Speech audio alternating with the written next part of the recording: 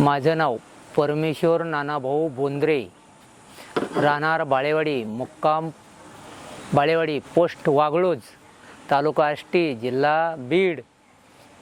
इथून आम्ही माधवबागला आलो. तर आम्ही 10 वर्षापूर्वी मी माझी स्वतःची बहीण इथं ॲडमिट केली होती आणून ब्लॉकेजसाठी. तिला 3 ब्लॉकेज होते. मग आमच्या बहिणीला 10मध्ये म्हणजे 12-13मध्ये ॲडमिट केलेली होती इथं मी स्वतः आणून. मग तिला ॲडमिट केल्यानंतर तिला खूप फरक पडला.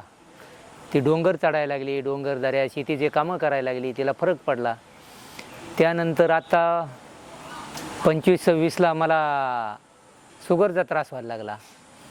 शुगरचा त्रास व्हायला लागल्यानंतर मग मला बी वाटलं इथं यावा माधवबागला. मला एक रक्तपातळची गोळी चालू केली अंजनगरच्या डॉक्टरने, ॲलोपॅथीची. मग ती रक्तपातळची गोळी चालू केल्यामुळं मग मला ब्लॉकेजचे त्याचे जरा उचित अंदाज लागला. इथं आलो, सगळ्या टेस्ट केल्या. मग 7 दिवसाची स्टेटमेंट घेतली. 7 दिवस पंचकर्म केले. 7 दिवस पंचकर्म केल्यानंतर आता मी मागच्या एप्रिलमध्ये 28 तारखेला ॲडमिट झालो होतो इथं. 25 एप्रिलच्या 28 तारखेला. आता माझा शेवटचा फॉलो आहे. आता माझी GTS टेस्ट केली. माझा HbA1c रिवर्स झालेला आहे. आता 5.8च आहे.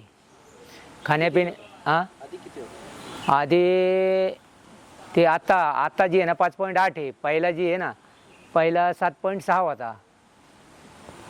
मी रोज सकाळच्या पारी त्यांनी सांगितल्याप्रमाणे सकाळी 4ला उठतो, एक 15-20 मिनटं योगा करतो. योगा केल्यानंतर अर्धा-पाऊण तास चालतो. 5 किलोमीटर चालतो डेली रोज.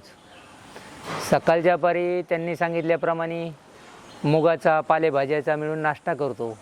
वजन किती होतं? वजन माझं पहिलं वजन 76 किलो वजन होतं माझं.